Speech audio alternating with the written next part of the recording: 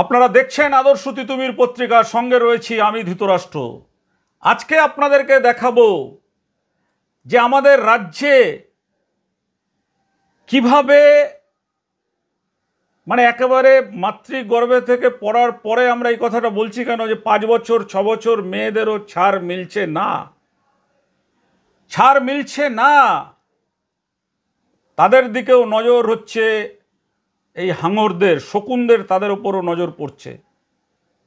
আমরা আজকে আপনাদেরকে দেখাবো যে দমদমের মতন একেবারে শহর, যেটা দমদম একেবারে শহরতলি, যেখান থেকে বলা যেতে পারে যে একেবারে কলকাতার মেন কলকাতা যেখান থেকে শুরু,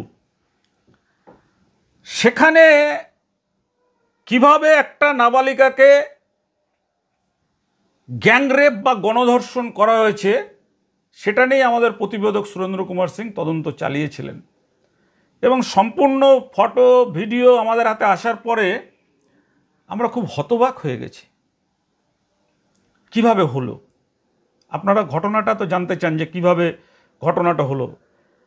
দেখুন, আমরা ঘটনাটা বলার আগে কথাটা বলতে চাই, আমাদের যারা পরিবারের মানুষজনেরা আছেন বা যারা আমাদের খবর দেখেন, তাদের পরিবারের মেয়েদের যখন সন্ধ্যাবেলা কোথাও আর কি যদি পড়তে পাঠানো হয় বা কোথাও যদি কোনো শিক্ষা বা কোনো কাজে পাঠানো হয়, আমার মনে হয় পরিবারের একজন লোক তার সঙ্গে থাকলে ভালো হয়। আপনারা শুনে নিন, তারপর আপনারা বলবেন যে পরিবারের লোক থাকতে হবে, কিছু করার তো নেই। পরিবারের লোক যদি সঙ্গে না থাকে তাহলে তো এই একই ঘটনা বিভিন্নভাবে ঘটতে পারবে। দমদম থেকে একটি বাচ্চা মেয়ে টিউশন পড়ে ফিরছিলেন, আর তখন তাকে একদম রীতিমতন রেইকি করে নজরদারি চালিয়ে 7-8 জন দুষ্কৃতী ওই নাবালিকাকে তুলে নিয়ে গিয়ে একেবারে দমদম পৌরসভার 5 নম্বর ওয়ার্ডের যে হরিজন বস্তি রয়েছে সেই হরিজন বস্তিতে নিয়ে গিয়ে সেই নাবালিকাকে নাকি ধর্ষণ করা হয়েছে।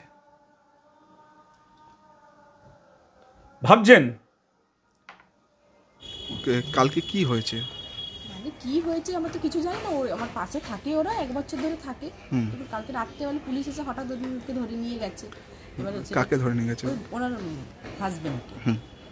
এবার পরে তো জানতে পারলাম যে এরকম কোনো মেয়ের ব্যাপারে কিছু একটাই, এইটুকুই, এছাড়া আর কি জানি। কালকে কখন এসেছিল পুলিশ? 12:30টার দিকে, রাত্রি 12:30। পুলিশ এসে তুলে নিয়ে চলে গেল। কিছু জানেন না কি? জিজ্ঞেস করা হয়েছিল, ওরা বললো যে তো আপনারা থানায় আছেন। এবার আমরা তো আর ঘরের লোক না, ওর ওয়াইফ গেছে থানায়, ওনার সাথেও কোনো কথা বলতে দেয়। ওই ছেলে যাকে তুলে নিয়ে গেছিল সে কি করে? টোটো চালায়। কতদিন ধরে ভাড়া থাকছে? 1 বছর। 1 বছর 1 বছর আগে এখানে এসে কে থাকতো? কে এখানটা? স্বামী স্ত্রী আর ছোট বাচ্চা। আর ওদের এমনি ছেলেটা খারাপ যে তা না, আমরা তো এত বছর ধরে কোনো খারাপ আচরণ ব্যবহার ট্যাবহার সেরকম কিচ্ছু না। হঠাৎ এই যে শুনে আমাদেরও পায়ের তলার মাটি সরে গেছে, যেটা কীভাবে কী হয়ে গেল, সেই হচ্ছে ব্যাপার। আর এমনি কিছু ছেলেটার আমরা যে থাকছি আশেপাশে, যে খারাপ তার খারাপ আচরণ তো সবসময় দেখা পড়বে না, সেরকম কিছুই না। এমনি ছেলেটা খুবই ভালো। এবারে কী থেকে কী হলো বুঝতে পারছি না কী ব্যাপার।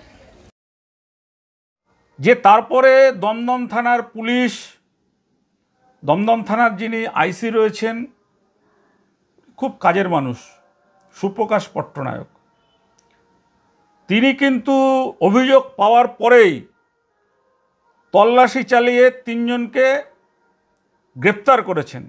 রিকি পাসওয়ান, রাজেশ পাসওয়ান, সঞ্জয় সাহা, এই 3 জনকে গ্রেপ্তার করেছেন এবং আদালত থেকে 7 দিনের জন্য পিসি নিয়ে এসছেন। তাদেরকে জিজ্ঞাসাবাদ করে আর কারা কারা যুক্ত ছিল খুঁজে বার করবে। এটা তো পুলিশের পার্ট গেল।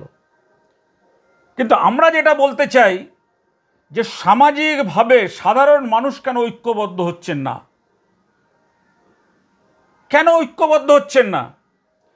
এখানে একটা বাচ্চা মেয়ে, সে টিউশন থেকে ফিরছে, স্বাধীনভাবে তিনি টিউশন থেকে ফিরে বাড়িতেই যাবেন, সেখানে কিভাবে এই যে দল গ্যাং, সেই গ্যাং রেইকি চালিয়ে তাকে টোটোতে করে তুলে নিয়ে হরিজন বস্তির মধ্যে নিয়ে গিয়ে তারপর তাকে অত্যাচার করলেন।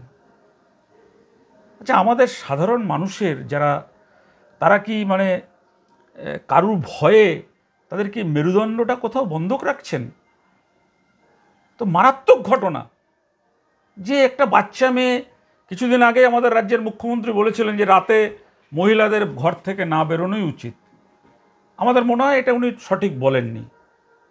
কেন, আমাদের দেশের যা পরিকাঠামো আছে সাংবিধানিক, সেই পরিকাঠামোতে কিন্তু নারী পুরুষ তাদের কিন্তু সমান অধিকার।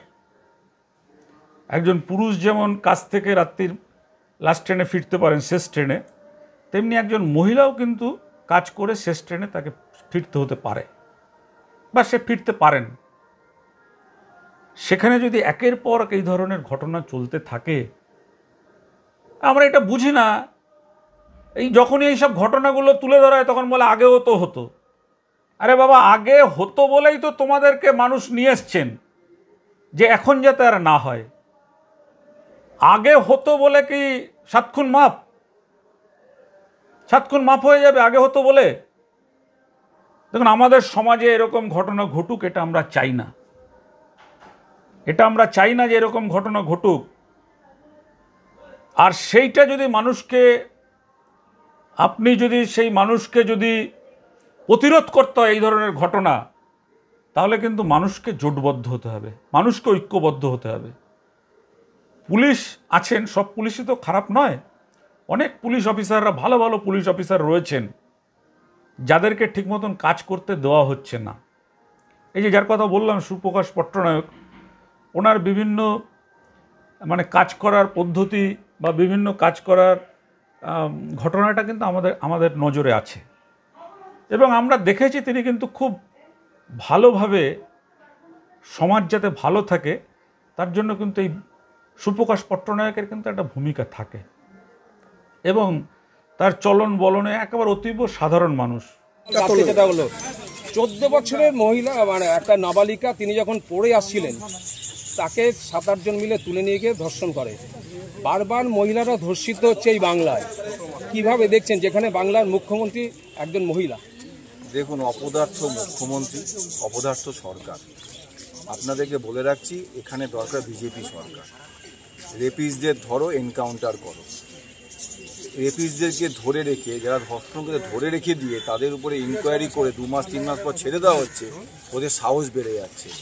প্রতিদিন পশ্চিমবঙ্গ জুড়ে মহিলাদের উপর নারী নির্যাতন, তাদেরকে তুলে নিয়ে গিয়ে ধর্ষণ, এসব ঘটনা ঘটছে। আমি অফিসারের ঘরে গেছিলাম, উনি যেভাবে বলছে, ওনার পরিবারে যেরকম ঘটনা ঘটতো, কিংবা তৃণমূলে যারা নেতা নেত্রীরা তাদের বাড়িতে ঘটনা ঘটতো, চুপ করে থাকতো? যার বাড়িতে হচ্ছে তারা বুঝতে পারছে, আর যারা আমরা পাশে দেখতে পাই তাদের মধ্যে কষ্ট। কারণ আমাদের বাড়িতে পরিবারের মেয়েরা আছে, আমরা বুঝতে পারছি যে এই ধরনের ঘটনা ঘটলে কি হতে পারে। এই সরকারকে ইমিডিয়েট চলে যেতে হবে। অপদার্থ সরকারকে, অপদার্থ মুখ্যমন্ত্রীকে ইমিডিয়েট মানুষ যদি বিদায় না জানায়, তাহলে এই রাজ্যের বেহাল দশা হবে, বেহাল। এই আপনি আজকে মাইক ধরে দাঁড়িয়ে আছেন, আপনাকে বাড়িতে আপনার বউ বাচ্চাকে পাহারা দিতে হবে। আপনার নামটা? আমার নাম স্বপন রায়।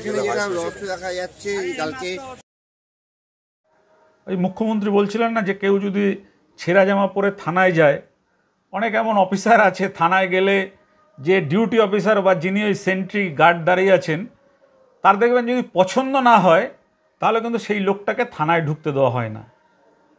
অনেকগুলো থানাতে আমাদের রাজ্যে এগুলো চলে। আবার বেশ কিছু উল্লেখযোগ্য থানা আছে আমরা যেগুলো বলতে পারি, সেই থানাগুলোতে কিন্তু মানে যারা থানার আইসি রয়েছেন তারা কিন্তু তাদের দরজাটা একদম অবারিত করে রাখেন মানুষের কথা শোনার জন্য। তার মধ্যে দমদম থানাও কিন্তু রয়েছে। দেখা যাক শেষ পর্যন্ত এই ঘটনায় কি উঠে আসে। আমরা চাইবো যাতে এই ধরনের ঘটনা না ঘটুক, আমাদের সমাজ ভালো থাকুক, আমাদের সহ নাগরিকরা ভালো থাকুক। পুলিশকে যে রাজধর্ম পালন করার কথা, পুলিশ সেই রাজধর্ম পালন করুক। কে কোন রাজনৈতিক দলের মেম্বার সদস্য সেটা না দেখে নিরপেক্ষভাবে মানুষকে বাঁচতে সাহায্য করুক, এটাই আমরা চাই। আমরা চাই যে আমাদের এই ভিডিও আপনারা বেশি আকারে মানুষের কাছে শেয়ার করুন এবং সেই ভিডিওটা মানুষের কাছে যাক, মানুষ দেখুক, মানুষ কমেন্ট করুক, প্রতিবাদ করুক। আমাদের কিন্তু থামানোর চেষ্টা চলছে, চেষ্টা করছেন একেবারে প্রভাবশালী বিত্তশালীদের পক্ষ থেকে। কিন্তু আমাদের ক্রাইম রিপোর্টার সুরেন্দ্র কুমার সিং বা অন্য যারা আছে, আমাদের কিন্তু একেবারে শেষ শপথ যে অন্যায়ের বিরুদ্ধে যদি আমরা গলা তুলে কথা না বলতে পারি, তাহলে বেঁচে থাকার চাইতে মরে যাওয়া অনেক ভালো।